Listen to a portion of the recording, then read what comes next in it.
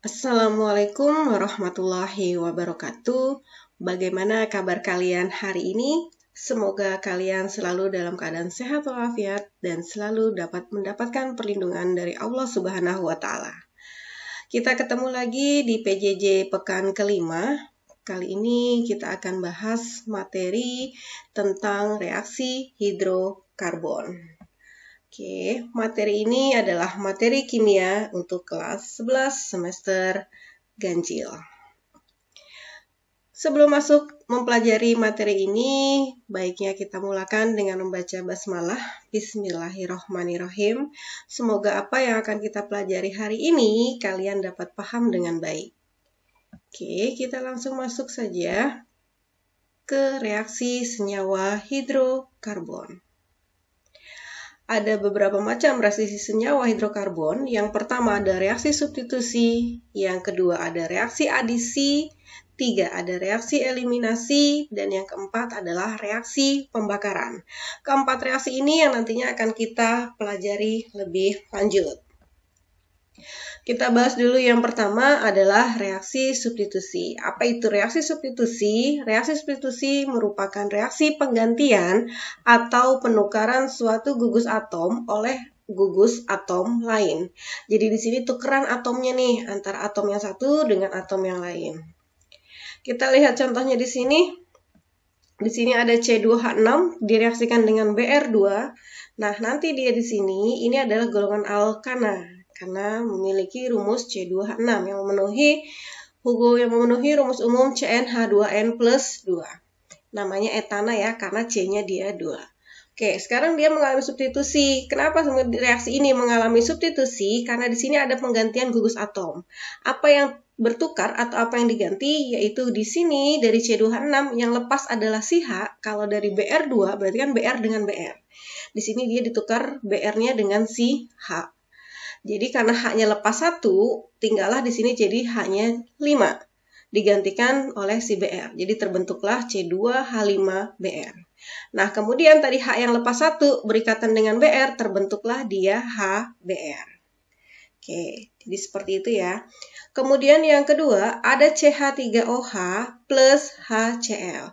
Jadi kalau dari CH3OH ini yang lepas adalah OH-nya. Kemudian di sini yang lepas atau yang bertukar adalah si Cl. Jadi OH dengan Cl di sini bertukar tempat. Ya. Jadi dia di sini CH3 Cl-nya masuk ke sini, jadilah terbentuk CH3Cl. Kemudian dia di sini H berikatan dengan OH, nanti HOH inilah yang disebut sebagai H2O. Bisa ditulis sebagai H2O ya. Itu dia. Jadi reaksi substitusi adalah reaksi penggantian gugus atom. Tukeran gugusnya antara gugus yang di sebelah kiri, reaksi antara di reaktan yang ini dengan reaktan yang ada di sebelah kanannya. Ya. Oke, kita lanjut di reaksi adisi. Reaksi adisi adalah reaksi pemutusan ikatan rangkap pada senyawa alkena dan alkuna oleh H2, X2 atau golongan halogen dan juga HX atau disebut sebagai asam halida. Oke, yang pertama dulu kita bahas nih, adisi alkena dengan hidrogen atau H2.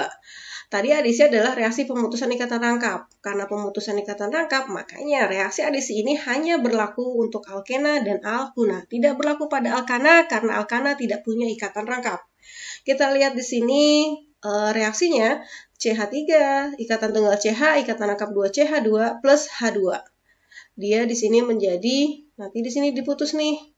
Yang ini yang mau diputus, berarti H1 masuk ke CH2, H1 lagi masuk di CH. Jadi yang tadinya dia ikatan rangkap 2, dia putus menjadi ikatan tunggal. Ya, jadi H-nya masuk ke sini, jadilah dia CH3. H yang satu lagi masuk ke CH, jadilah terbentuk CH2. Oke, kita lanjutkan. Adisi alkuna dengan hidrogen. Sekarang untuk golongan si alkuna, ini dia ada reaksinya. Ya, ini untuk propuna karena C-nya ada 3. Plus H2, berarti ada 2H yang mau masuk ke sini nih, diputus. Ya, kalau tadi alkena menjadi alkana, sekarang alkuna dia menjadi alkena karena yang diputus satu ikatan rangkapnya doang nih. H-nya masuk ke sini satu, H-nya lagi masuk ke sini satu. Oke, kita lihat di sini ya. H1 masuk ke CH, H1 lagi masuk ke C. Jadi dia di sini C-nya yang tadinya C, karena 1 H lagi ditambahkan menjadi CH. CH ditambahkan lagi dengan H, dia terbentuklah CH2. Dan ikatannya putus, yang tadinya dia ikatan rangkap 3, berkurang dia menjadi rangkap 2. Oke, kita bandingkan. Sekarang bedanya apa nih reaksi 1 dengan reaksi 2? Kalau kita perhatikan ini dia sama-sama propuna. Tapi sekarang sama-sama juga nih H2. Tapi ini tadi yang masuk adalah 1, yang ini ada 2H2.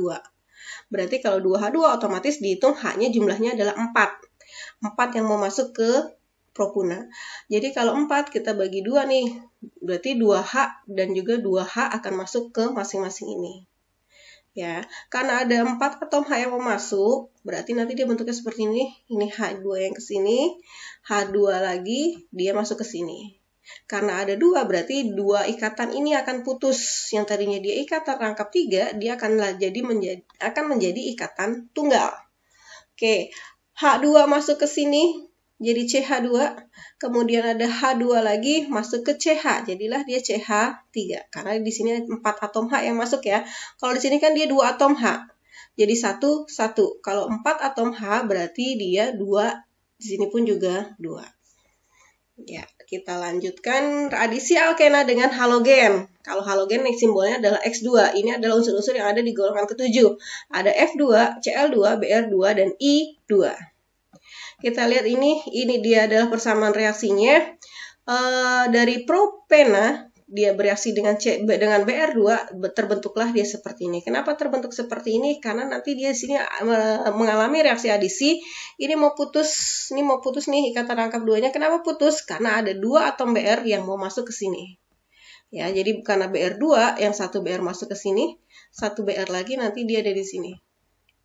Jadilah dia di sini terbentuk CH2 ini mengikat Br, CH-nya pun juga dia mengikat Br. CH-nya mengikat Br. Oke, ini dia ya. Jadi sama-sama yang masuk Br dengan Br. Jadi yang memasuk atom yang sama, yaitu Br2. Sekarang untuk adisi alkuna dengan halogen. Sama nih F2, Cl2, Br2 atau I2. Jadi misalnya di sini contohnya adalah bereaksinya dengan Br2. Ini untuk propuna. Br2 karena yang memasuk dia adalah Br, berarti nanti 1 atom Br ke CH, 1 atom Br lagi dia ke C. Karena Br yang mau masuk cuma 2, berarti nanti dia 1 di sini, 1 di sini. Dan yang diputuskan hanya 1 ikatan rangkapnya. Jadi dari ikatan rangkap 3, dia berubah menjadi ikatan rangkap 2. Yang kemudian dia masuk Br, mengikat Br.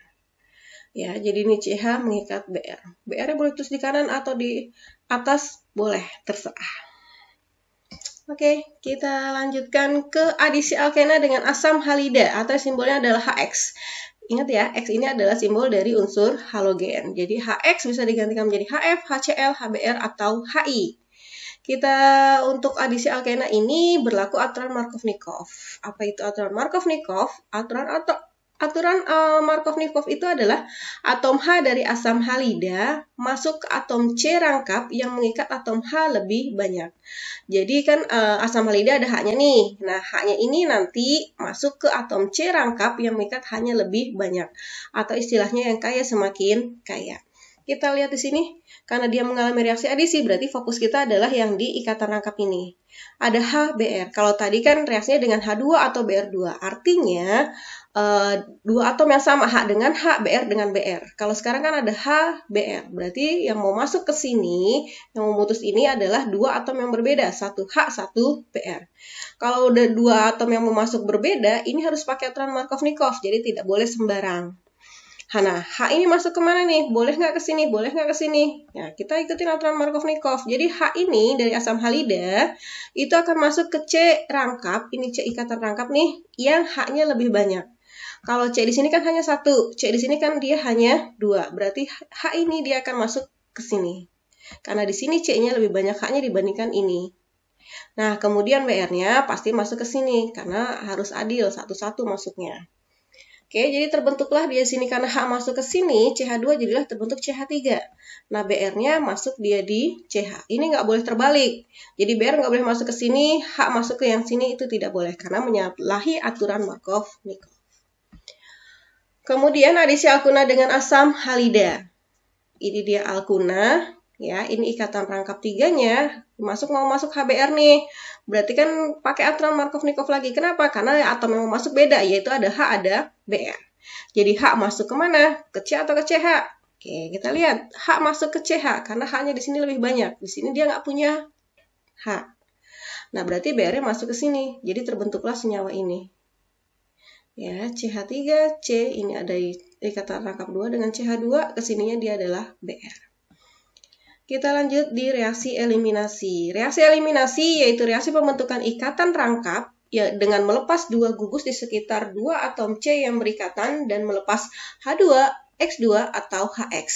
Jadi eliminasi ini adalah kebalikan dari reaksi adisi. Kalau adisi adalah reaksi pemutusan ikatan rangkap, sedangkan eliminasi adalah reaksi pembentukan ikatan rangkap. Nah, di reaksi eliminasi ini atau yang berlaku adalah side safe.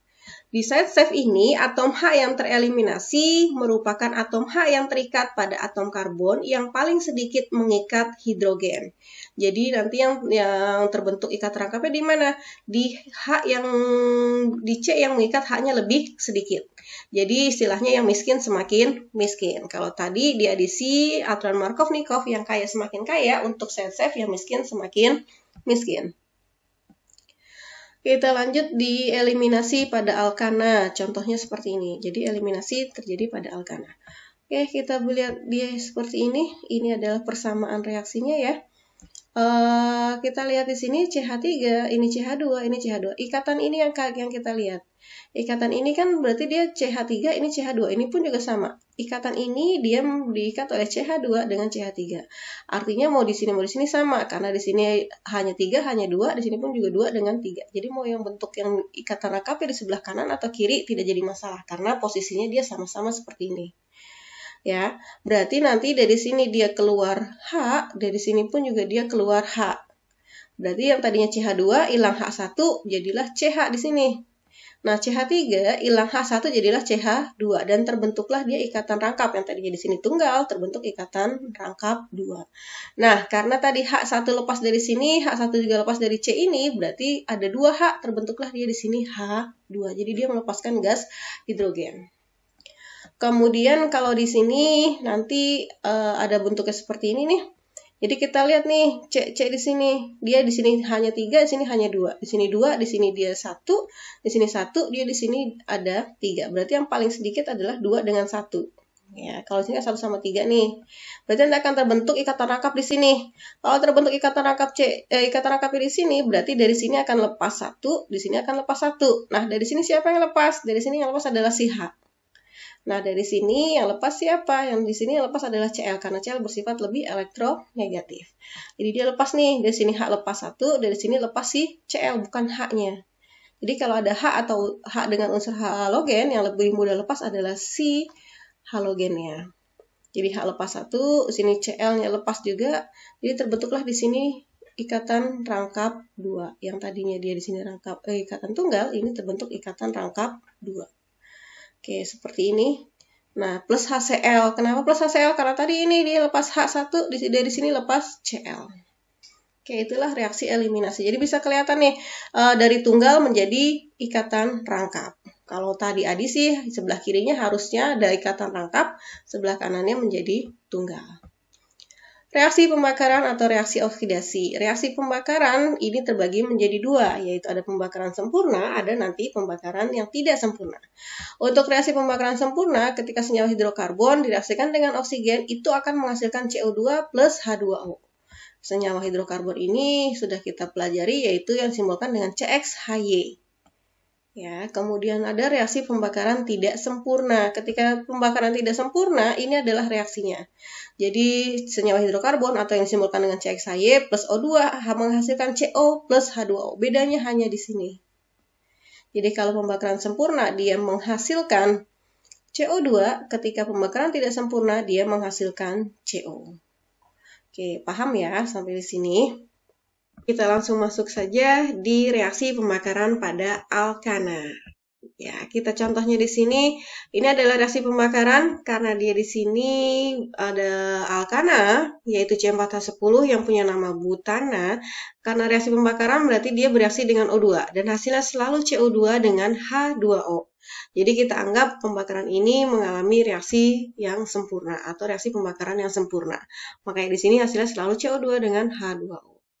Nah, persamaan reaksi ini harus setara. Jadi jumlah atom yang ada di kiri harus sama dengan jumlah atom yang ada di sebelah kanan. Kita cek satu-satu dulu, dimulai dari C. Di sini jumlah atom C-nya adalah 4. C di sebelah kanan jumlah atom C-nya 1, makanya supaya 4 dikalikan dengan 4 di sini koefisiennya, makanya dia jadi 4.